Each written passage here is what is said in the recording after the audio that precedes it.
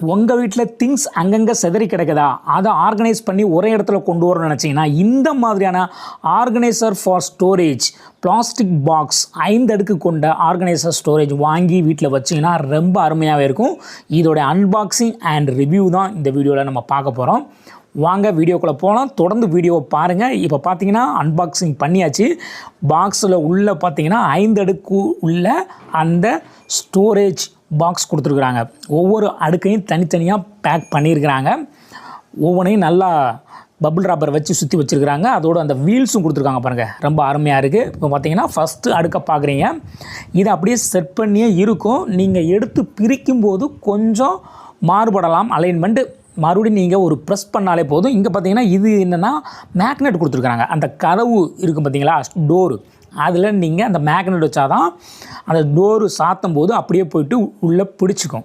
ஓகேவா? இது எப்படி நீங்கள் அதை செட் பண்ணணுங்கிறதுக்கான மேனுவல் இதில் பார்த்து கூட நீங்கள் செட் பண்ணிக்கலாம். எங்கள் பாப்பா கூட இருக்கிறா, அவளும் சேர்ந்து இப்போ நாங்கள் செட் பண்ண போகிறோம். எப்படி செட் பண்ணுறோங்கிறத பாருங்கள். ஃபஸ்ட் அடுக்கு எடுத்துக்கிட்டாச்சு. எடுத்துகிட்டு இந்த மாதிரி நீங்கள் அந்த ஃபோல்டை வெளியில் எடுத்தாலே போதும்.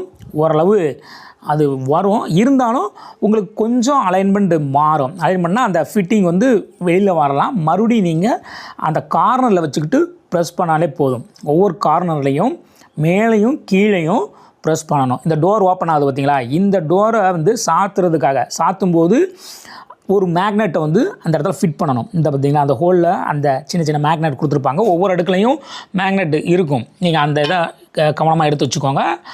ஓகே, மேக்னெட் வச்சு இப்போ 2 அடுக்கு முடிச்சாச்சு பாருங்கள். 2 அடுக்குலையும் அந்த மேக்னெட்டை போட்டு டோரையும் க்ளோஸ் பண்ணியாச்சு. இப்போ 3வது அடுக்கு போய்கிட்டு இருக்குது. 3வது அடுக்குலையும் பாப்பா அங்கே மேக்னெட்டை மாட்டிக்கிட்டு இருக்கா. ஓகே, இப்போ 4வது அடுக்கு வச்சாச்சு. இந்த 4வது அடுக்குலையும் இது மாதிரி வச்சுட்டு சைடில் கிளிப் போடணுங்க. இந்த சைடில் அந்த கிளிப்பை போட்டிங்கன்னா அந்த அடுக்கு நல்லா பிடிச்சிக்கும். அதுக்கப்புறமா நீங்கள் அந்த ஃபோல்டை வெளியே எடுக்கலாம்.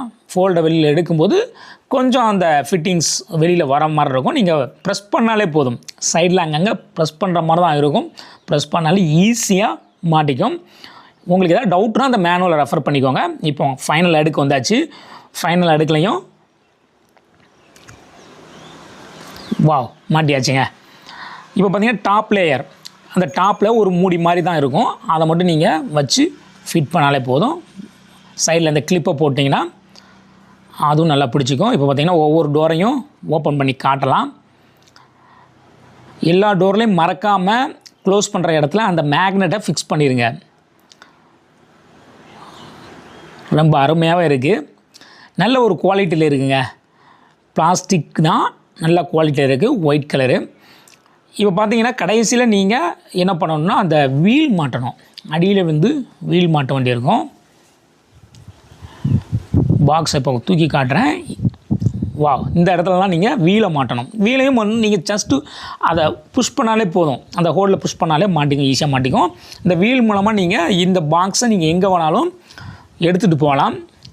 திங்ஸ்லாம் வச்சுட்டிங்கன்னா வெயிட் ரொம்ப அதிகமாக வரதுனால நீங்கள் ரோல் பண்ணியே எங்கே வேணாலும் எடுத்துகிட்டு போயிடலாம். பை.